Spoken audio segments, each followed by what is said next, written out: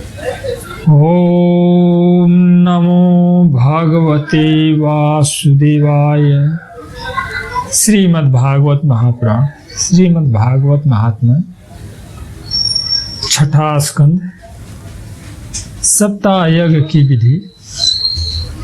श्री सनकादिक कहते हैं, नारद जी, अब हम आपको सप्ताह श्रवण की विधि बताते हैं। यह विधि प्रायः लोगों की सहायता और धन से साधिक कही गई है।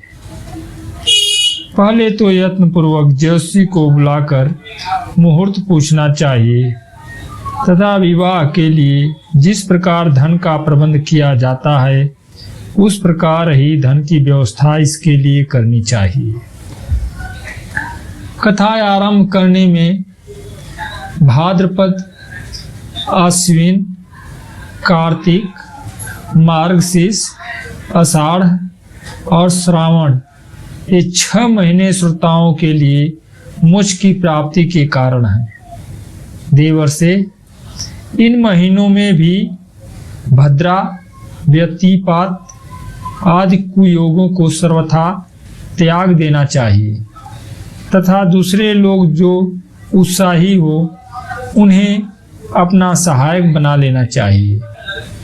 फिर प्रयत्न करके देश देशांतरों में यह संवाद भेजना चाहिए कि यहाँ कथा होगी, सब लोगों को सपरिवार पधारना चाहिए। जो स्त्री और शूद्रादि भगवत कथा एवं संकीर्तन से दूर पड़ गए हैं उनको भी सूचना हो जाए, ऐसा प्रबंध करना चाहिए। देश देश में जो विरक्त वैष्णव और हरि कीर्तन के प्रेमी हो उनके पास निमंत्रण पत्र अवश्य भेजें। उसे लिखने की विधि इस प्रकार बताई गई है। महानुभाव, यहाँ 7 दिन तक सत्पुरुषों का बड़ा दुर्लभ समागम रहेगा और अपूर्व रसमयी श्रीमद् भागवत की कथा होगी। आप लोग भागवत रस के रसिक हैं, अतः श्री भागवत अमृत का पान करने के लिए प्रेम पूर्वक शीघ्र ही पधारने की कृपा करें। यदि आपको विशेष अवकाश न हो तो 1 दिन के लिए तो अवश्य ही कृपा करनी चाहिए, क्योंकि यहाँ का तो एक क्षण भी अत्यंत दुर्लभ है। इस प्रकार विनय पूर्वक उन्हें निमंत्रित करें और जो लोग आए उनके लिए यथोचित निवास स्थान का प्रबंध करें। कथा का श्रवण किसी तीर्थ में, वन में अथवा अपने घर पर भी अच्छा माना गया है। जहाँ लंबा चौड़ा मैदान हो वही कथा स्थल रखना चाहिए। भूमि का शोधन, मार्जन और लेपन करके रंग बिरंगी धातुओं से चौक पूरे। घर की सारी सामग्री उठाकर एक कोने में रख दें। 5 दिन पहले से ही यत्नपूर्वक बहुत से बिछाने के वस्त्र एकत्रित कर ले। केले के खंभों से सुशोभित एक ऊंचा मंडप तैयार कराएं। उसे सब ओर फल, पुष्प, पत्र और चंदावली से अलंकृत करें तथा चारों ओर झंडियां लगाकर तरह तरह के सामानों से सजा दें। उस मंडप में कुछ ऊंचाई पर 7 विशाल लोकों की कल्पना करें और उनमें विरक्त ब्राह्मणों की बुलाकर बैठाएं। आगे की ओर उनके लिए वहां यथोचित आसन तैयार रखें। इनके पीछे वक्ता के लिए भी एक दिव्य सिंहासन का प्रबंध करें। यदि वक्ता का मुख उत्तर की ओर हो रहे तो श्रोता पूर्वाभिमुख होकर बैठे और यदि वक्ता पूर्वाभिमुख रहे तो श्रोता को उत्तर की ओर मुख करके बैठना चाहिए, अथवा वक्ता और श्रोता को पूर्व मुख होकर बैठना चाहिए। देश काल आदि को जानने वाले महानुभावों ने श्रोता के लिए ऐसा ही नियम बताया है। वेद शास्त्र की स्पष्ट व्याख्या करने में समर्थ हो, तरह तरह के दृष्टांत दे सकता हो तथा विवेकी और अत्यंत निष्प्रिय हो, ऐसे विरक्त और विष्णु भक्त ब्राह्मण को वक्ता बनाना चाहिए।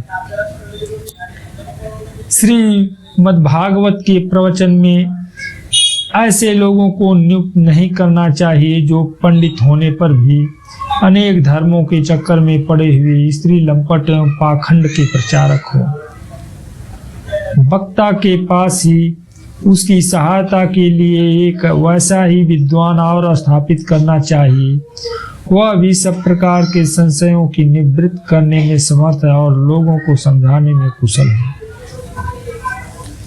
कथा प्रारंभ के दिन से एक दिन पूर्व व्रत ग्रहण करने के लिए वक्ता को और क्षौर करा लेना चाहिए तथा अरुणोदय के समय शौच से निवृत्त होकर अच्छी तरह स्नान करे और संध्यादि अपने नित्य कर्मों को संक्षेप में से समाप्त करके कथा के विघ्नों की निवृत्ति के लिए गणेश जी की पूजा करे।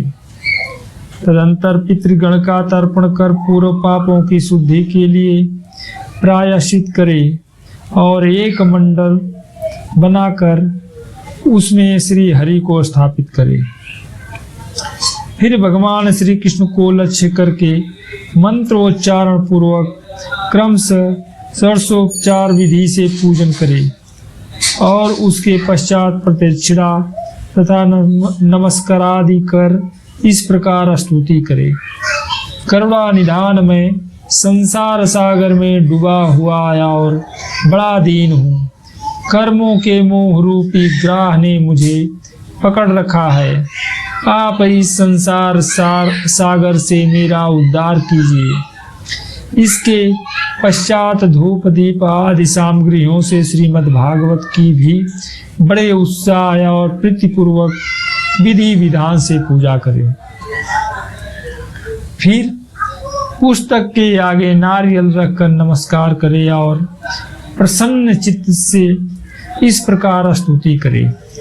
श्रीमद् भागवत के रूप में आप साक्षात श्री कृष्णचंद्र ही विराजमान हैं।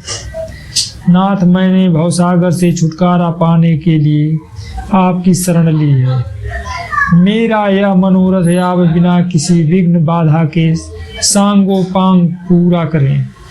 केशव, मैं आपका दास हूँ। इस प्रकार दीन वचन कहकर फिर वक्ता का पूजन करे, उसे सुंदर वस्त्र आभूषणों से विभूषित करे और फिर पूजा के पश्चात उसकी इस प्रकार स्तुति करे।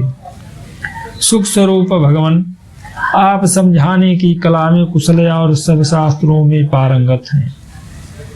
कृपया इस कथा को प्रकाशित करके मेरा अज्ञान दूर करें। फिर अपने कल्याण के लिए प्रसन्नता पूर्वक उसके सामने नियम ग्रहण करें और 7 दिनों तक यथाशक्ति उसका पालन करें। कथा में विघ्न न हो, इसके लिए 5 ब्राह्मणों को और वर्ण करें। वे 12 मंत्र द्वारा भगवान के नामों का जप करें। फिर ब्राह्मण अन्य विष्णु भक्त एवं कीर्तन करने वालों को नमस्कार करके उनकी पूजा करें और उनकी आज्ञा पाकर स्वयं भी आसन पर बैठ जाएं। जो पुरुष लोग संपत्ति, धन, घर और पुत्र आदि की चिंता छोड़कर शुद्ध चित्त से केवल कथा में ही ध्यान रखता है, उसे इसके श्रवण का उत्तम फल मिलता है। बुद्धिमान वक्ता को चाहिए कि सूर्योदय से कथा आरंभ करके 3:30 पहर तक मध्यम स्वर से अच्छी तरह कथा बाचे। दोपहर के समय 2 घड़ी तक कथा बंद रखे। उस समय कथा के प्रसंग के अनुसार वैष्णवों को भगवान के गुणों का कीर्तन करना चाहिए। व्यर्थ बातें नहीं करनी चाहिए। कथा के समय मलमूत्र के वेग को काबू में रखने के लिए अल्पाहार सुखकारी होता है। इसलिए श्रोता केवल एक ही समय हविष्यान्न भोजन करे। यदि शक्ति हो तो 7 दिन निराहार रहकर कथा सुने अथवा केवल घी या दूध पीकर सुखपूर्वक श्रवण करे अथवा फलाहार या एक समय ही भोजन करे, जिससे जैसा नियम सुविधे सद सके उसी को कथा श्रवण के लिए ग्रहण करे। मैं तो उपवास की अपेक्षा भोजन करना अच्छा समझता हूँ, यदि वह कथा श्रवण में सहायक हो तो। यदि उपवास से श्रवण में बाधा पहुंचती हो तो वह किसी काम का नहीं। नारद जी, नियम से सप्ताह सुनने वाले पुरुषों के लिए नियम सुनिए। विष्णु भक्त की दीक्षा से रहित पुरुष कथा श्रवण का अधिकारी नहीं है। जो पुरुष नियम से कथा सुने उसे ब्रह्मचर्य से रहना चाहिए। भूमि पर सोना और नित्य प्रति कथा समाप्त होने पर पत्तल में भोजन करना चाहिए। दाल, मधु, तेल, गरिष्ठ अन्न, भाव दूषित पदार्थ और बासी अन्न, इनका उसे सर्वदा ही त्याग करना चाहिए। काम, क्रोध, मद, मान, मत्सर, लोभ, दंभ, मोह और द्वेष को तो अपने पास भी नहीं भटकने देना चाहिए। वह वेद, वैष्णव, ब्राह्मण, गुरु, गो सेवक तथा स्त्री, राजा और महापुरुषों की निंदा से भी बचे। नियम से कथा सुनने वाले पुरुष को रसोला स्त्री, अंत्यज, मलेच्छ, पतित, गायत्रीहीन द्विज, ब्राह्मणों से द्वेष करने वाले तथा वेद को न मानने वाले पुरुषों से बात नहीं करनी चाहिए। सर्वदा सत्य, शौच, दया, मौन, सरलता, विनय और उदारता का बर्ताव करना चाहिए। धनहीन, क्षय रोगी, किसी अन्य रोग से पीड़ित, भाग्यहीन, पापी, पुत्रहीन और मुमुक्षु भी यह कथा श्रवण करे। जिस स्त्री का रजोदर्शन रुक गया है, उस जिसकी एक ही संतान होकर रह गई हो, जो बांझ हो, जिसकी संतान होकर मर जाती हो अथवा जिसका गर्भ गिर जाता हो, वह यत्न पूर्वक इस कथा को सुने। ये सब यदि विधिवत कथा सुने तो इन्हें अक्षय फल की प्राप्ति हो सकती है। यह अत्युत्तम, दिव्य और करोड़ों योगों का फल देने वाली है। इस प्रकार इस व्रत की विधियों का पालन करके फिर उद्यापन करे। जिन्हें इसके विशेष फल की इच्छा हो वे जन्माष्टमी व्रत के समान होगी इस कथा व्रत का उद्यापन करे। किंतु जो भगवान के अकिंचन भक्त हैं उनके लिए उद्यापन का कोई आग्रह नहीं है। वे श्रवण से ही पवित्र हैं, क्योंकि वे तो निष्काम भगवत भक्त हैं। इस प्रकार जब सप्ताह यज्ञ समाप्त हो जाए तब श्रोताओं को अत्यंत भक्ति पूर्वक पुस्तक और वक्ता की पूजा करनी चाहिए। फिर वक्ता श्रोताओं को प्रसाद, तुलसी और प्रसाद मालाएं दे तथा सब लोग मृदंग और झांझ की मनोहर ध्वनि से सुंदर कीर्तन करे। जय जयकार, नमस्कार और शंख ध्वनि का घोष कराएं तथा ब्राह्मण और याचकों को धन और अन्न दे। श्रोता विरक्त हो तो कर्म की शांति के लिए दूसरे दिन गीता पाठ करे। गृहस्थ हो तो हवन करे। उस हवन में 10वें स्कंद का एक एक श्लोक पढ़कर विधि पूर्वक खीर, मधु, घृत, तिल और अन्नादि सामग्रियों से आहुति दी अथवा एकाग्र चित्त से गायत्री मंत्र द्वारा हवन करें, क्योंकि तत्वतः यह महापुराण गायत्री स्वरूप ही है। होम करने की शक्ति न हो तो उसका फल प्राप्त करने के लिए ब्राह्मणों को हवन सामग्री प्रदान करें तथा नाना प्रकार की त्रुटियों को दूर करने के लिए और विधि में फिर जो न्यूनाधिकता रह गई हो उसके दोषों की शांति के लिए विष्णु सहस्त्र नाम का पाठ करें। उससे सभी कर्म सफल हो जाते हैं, क्योंकि कोई भी कर्म इससे बढ़कर नहीं है। फिर 12 ब्राह्मणों को खीर और मधु आदि उत्तम उत्तम पदार्थ खिलाएं तथा व्रत की पूर्ति के लिए गौ और सुवर्ण का दान करें। सामर्थ्य हो तो 3 तोले सोने का एक सिंहासन बनवाएं। उस पर सुंदर अक्षरों में लिखी हुई श्रीमद् भागवत की पोथी रखकर उसकी आवाहनादि विधि पूर्वक उपचारों से पूजा करें और फिर जितेंद्रिय आचार्य को उसका वस्त्र आभूषण एवं गंधादि से पूजन कर दक्षिणा के सहित समर्पण कर दें।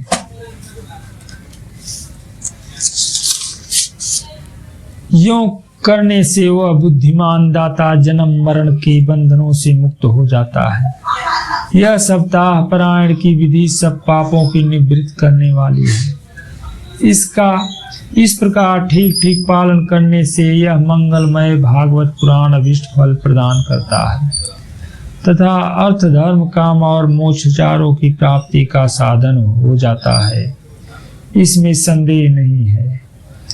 सनकादिक कहते हैं, नारद जी, इस प्रकार तुम्हें यह सप्ताह श्रवण की विधि हमने पूरी सुना दी। अब और क्या सुनना चाहते हो? इस श्रीमद् भागवत से भोग और मोक्ष दोनों ही हाथ लग जाते हैं। सूत जी कहते हैं, शौनक जी, यों कहकर महामुनि सनकादिक ने 1 सप्ताह तक विधि पूर्वक इस सर्व पाप नाशनी परम पवित्र तथा भोग और मोक्ष प्रदान करने वाली भागवत कथा का प्रवचन किया। सब प्राणियों ने नियम पूर्वक इसे श्रवण किया। इसके पश्चात उन्होंने विधि पूर्वक भगवान पुरुषोत्तम की स्तुति की। कथा के अंत में ज्ञान, वैराग्य और भक्ति को बड़ी पुष्टि मिली और वे तीनों एकदम तरुण होकर सब जीवों का चित्त अपनी ओर आकर्षित करने लगे। अपना मनोहर पूरा होने से नारद जी की भी बड़ी प्रसन्नता हुई। उनके सारे शरीर में रोमांच हो आया और वे परमानंद से पूर्ण हो गए। इस प्रकार कथा श्रवण कर भगवान के प्यारे नारद जी ने हाथ जोड़कर प्रेम गदगद वाणी से सनकादिक से कहने लगे। नारद जी ने कहा, मैं धन्य हूँ, आप लोगों ने करुणा करके मुझे बड़ा ही अनुग्रहित किया है। आज मुझे सर्व पापहारी भगवान श्री हरि की प्राप्ति हो गई।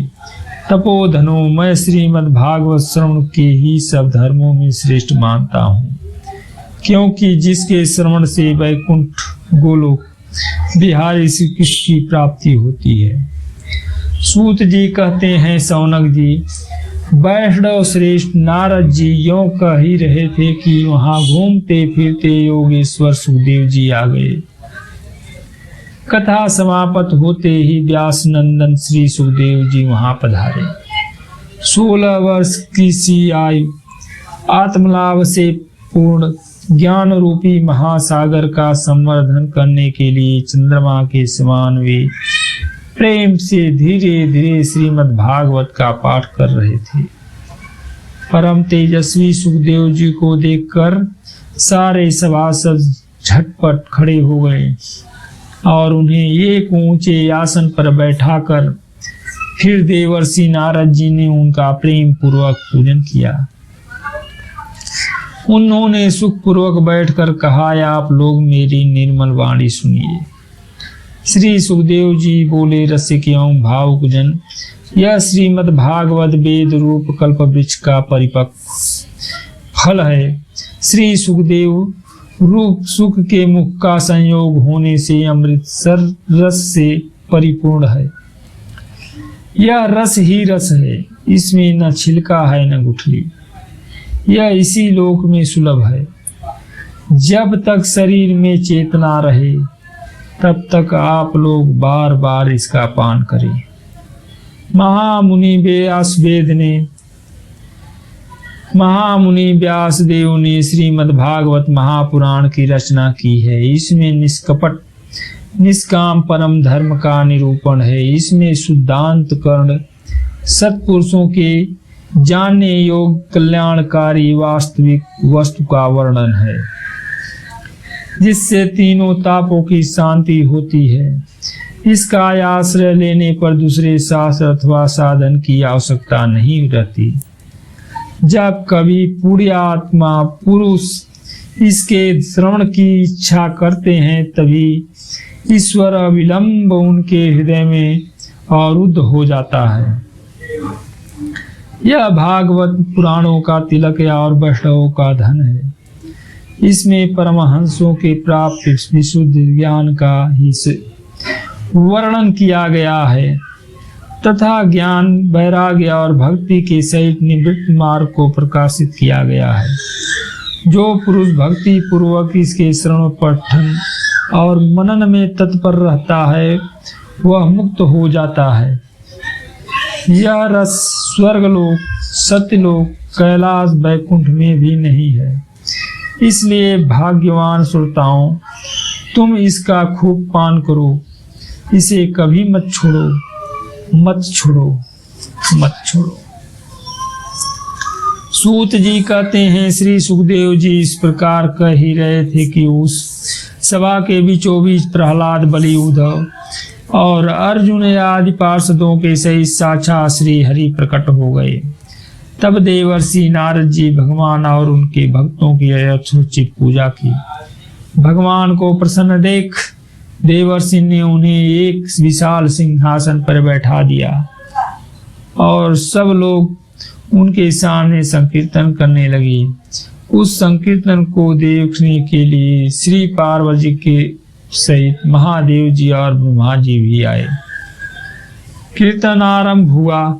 प्रहलाद जी जो चंचल गति के होने के कारण करताल बजाने लगे, उद्धव जी ने झांझियां उठा ली, देवर्षि नारद वीणा की ध्वनि करने लगे। स्वर विज्ञान में कुशल होने के कारण अर्जुन राग लापने लगे। इंद्र ने मृदंग बजाना आरंभ किया। सनकादिक बीच बीच में जय घोष करने लगे और इनके सबसे आगे श्री सुखदेव जी तरह तरह की सरस अंग भंगी करके भाव बताने लगे। इन सब के बीच में परम तेजस्वी भक्ति, ज्ञान और वैराग नटों के समान नाचने लगे। ऐसा अलौकिक कीर्तन देखकर भगवान प्रसन्न हो गए और इस प्रकार कहने लगे, मैं तुम्हारी इस कथा और कीर्तन से बहुत प्रसन्न हूँ। तुम्हारे भक्ति भाव ने इस समय मुझे अपने वश में कर लिया है, अतः तुम लोग मुझसे वर मांगो। भगवान के ये वचन सुनकर सब लोग बड़े प्रसन्न हुए और प्रेमार्द्र चित्र से भगवान से कहने लगे, भगवान, हमारी यह अभिलाषा है कि भविष्य में भी जहाँ कहीं सप्ताह कथा हो वहाँ आप इन पार्षदों के सहित अवश्य पधारें। हमारा यह मनोरथ पूर्ण कर दीजिए। भगवान तथास्तु कहकर अंतर्ध्यान हो गए। इसके पश्चात नारद जी ने भगवान तथा उनके पार्षदों के चरणों को लक्ष्य करके प्रणाम किया और फिर सुखदेव जी आदि तपस्वियों को भी नमस्कार किया। कथा अमृत का पान करने से सब लोगों को बड़ा ही आनंद हुआ। उनका सारा मोह नष्ट हो गया। फिर वे सब लोग अपने अपने स्थानों को चले गए। उस समय श्री सुखदेव जी ने भक्ति को उसके पुत्रों सहित अपने शास्त्र में स्थापित कर दिया। इसी से भागवत का सेवन करने से श्री हरि वैष्णव के हृदय में आज विराजते हैं। जो लोग दरिद्रता के दुख, ज्वर की ज्वाला से दग्ध हो रहे हैं, जिन्हें माया पिशाची ने लौट डाला है, जो संसार समुद्र में डूब रहे हैं, उनका कल्याण करने के लिए श्रीमद् भागवत सिंहनाद कर रहे हैं। सौनक जी ने पूछा, सूत जी, सुखदेव जी ने राजा परीक्षित को, गोकर्ण ने धुंधकारी को और सनकादिक ने नारद जी को किस किस समय यह ग्रंथ सुनाया था? मेरा यह संशय दूर कर दीजिए। सूत जी ने कहा, भगवान श्री कृष्ण के स्वधाम गमन के बाद कलयुग के 30 वर्ष से कुछ अधिक बीत जाने पर भाद्रपद मास की शुक्ला नवमी को श्री सुखदेव जी ने कथा आरंभ की थी। राजा परीक्षित के कथा सुनने के बाद कलयुग के 200 वर्ष बीत जाने पर आषाढ़ मास की शुक्ला नवमी को गोकर्ण जी ने यह कथा सुनाई थी। इसके पीछे कलयुग के 30 वर्ष और निकल जाने पर कार्तिक शुक्ल नवमी से शनकादिक कथा आरंभ की थी। निष्पाप शौनक जी, आपने जो कुछ पूछा था उसका उत्तर मैंने आपको दे दिया। इस कलयुग में भागवत की कथा भवरोग की रामबाण औषधि है। संत जन, अब आप लोग आदर पूर्वक इस कथा अमृत का पान कीजिए। यह श्री कृष्ण को अत्यंत प्रिय, संपूर्ण पापों का नाश करने वाला, मुक्ति का एकमात्र कारण और भक्ति को बढ़ावा देने वाला है। लोकों में अन्य कल्याणकारी साधनों का विचार करने और तीर्थों का सेवन करने से अपने दूत को हाथ में पास लिए देखकर यमराज उसके कान में कहते हैं, देखो जो भगवान की कथा वार्ता में मत हो रहे हो उनसे दूर रहना। मैं औरों को ही दंड देने की शक्ति रखता हूँ, बैठड़ों को नहीं। इस आसार संसार में विषय रूप विष की आसक्त के कारण व्याकुल बुद्धि वाले पुरुषों अपने कल्याण के उद्देश्य से आधे क्षण के लिए भी इस सुख कथा रूप अनुपम सुधा का पान करो। प्यारे भाइयों, निंदित कथाओं से युक्त कुपथ में व्यर्थ ही क्यों भटक रहे हो? इस कथा के कान में प्रवेश करते ही मुक्ति हो जाती है। इस बात के साक्षी महाराजा राजा परीक्षित हैं। श्री सुखदेव जी ने प्रेम रस के प्रवाह में स्थित होकर इस कथा को कहा था। इसका जिसके कंठ से संबंध हो जाता है वह वैकुंठ का स्वामी बन जाता है। शौनक जी, मैंने अनेक शास्त्रों को श्रवण कर देखकर आपको यह परम गोप्य रहस्य अभी सुनाया है। सब शास्त्रों के सिद्धांतों का यही निचोड़ है। संसार में इस सुख साथ से अधिक पवित्र और कोई वस्तु नहीं है। अतः आप लोग परमानंद की प्राप्ति के लिए इस 12 स्कंद रूप रस का पान करें। जो पुरुष नियम पूर्वक इस कथा का भक्ति भाव से श्रवण करता और जो सिद्धांत कर्ण भगवत भक्तों के सामने उसे सुनता है, वे दोनों ही विधि का पूरा पालन करने के कारण इसका यथार्थ फल पाते हैं। उनके लिए त्रिलोकी में कुछ भी असाध्य नहीं है। इति श्रीपद पुराणे उत्तरखंडे श्रीमद्भागवत महात्म्ये श्रवण विधि कथनं नाम 6 अध्याय समाप्तमिदं श्रीमद्भागवत महात्म्यं। हरि ओम तत्सत्, हरि ओम तत्सत्, हरि ओम तत्सत्।